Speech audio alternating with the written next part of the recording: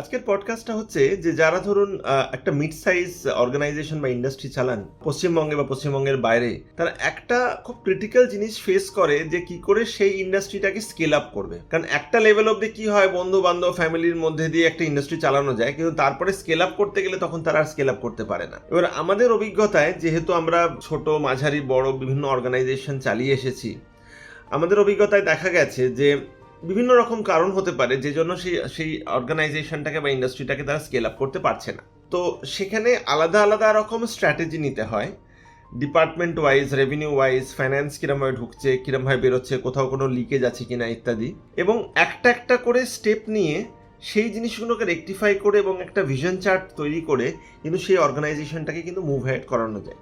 একটা বড় সমস্যা আমরা সবসময় দেখে থাকি যারা খুব ছোট ব্যবসাদার, যে তারা কিন্তু সে বড় করে দেখতেই চায় না বা দেখতে পারে না। এবং এটা হচ্ছে প্রথম জিনিস, যে যদি আপনারা একটা বড় ভিশন না রাখতে পারেন তাহলে কিন্তু আপনাদের ইন্ডাস্ট্রিটা কোনোদিনই বড় হবে না। আমরা যাদের কনসালটেশন করে থাকি, সাধারণত আমাদের পোর্টফোলিওতে ছোট মাঝারি বড় অনেক রকম অর্গানাইজেশন থাকে যারা খুব ছোট ক্ষুদ্র শিল্প।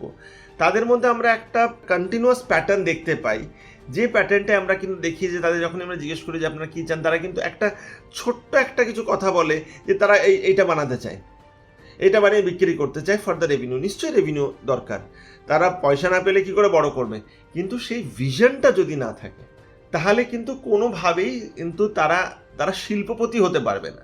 তারা ওই ছোট একটা কিছু করবে, আইসক্রিমের কারখানা করবে, আচারের ব্যবসা করবে, শাড়ির ব্যবসা করবে, বেশ কিছুদিন করবে, তারপরে চেঞ্জ করবে, এটা চলতে থাকবে। কিন্তু এর জন্য কি হয়, আপনি দেখবেন যে আমাদের ভালো কিছু ট্যালেন্ট কিন্তু নষ্ট হয়ে যায়, কারণ তারা সেই গাইডেন্সটা পায় না যে সেই গাইডেন্সের থ্রুতে কি করে তারা একটা অর্গানাইজেশনকে শুরু করবে, দাঁড় করাবে, স্টেবল করবে এবং বড় করবে। যদি আপনাদের কারোর মনে হয় যে এই জায়গাটাতে আপনারা আটকাচ্ছেন এবং আপনারা ব্যবসাটাকে বাড়াতে পারছেন না, আমাদের রিচ আউট করবার আগে আমাদের সম্বন্ধে একটু জানবেন, একটু রিসার্চ করবেন, একটু দেখবেন যে আমরা কি করেছি বা আমাদের ব্যাকগ্রাউন্ড কি।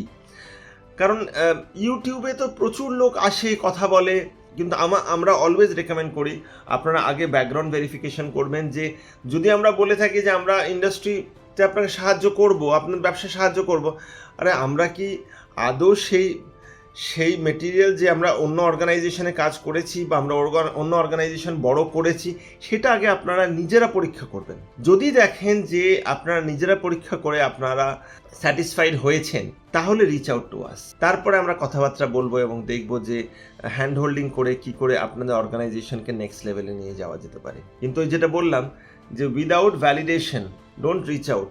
কারণ প্রচুর লোক আসে, ইউটিউবে কথা বলবে এবং চলে যাবে। আমরা ইনফ্যাক্ট sujitpal.com অলমোস্ট 12-13 বছর ধরে কাজ করছে, বা তার থেকে বেশি দিন কাজ করছে।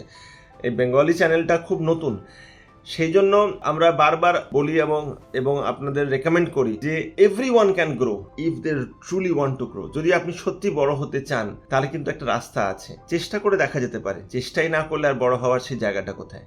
ধন্যবাদ।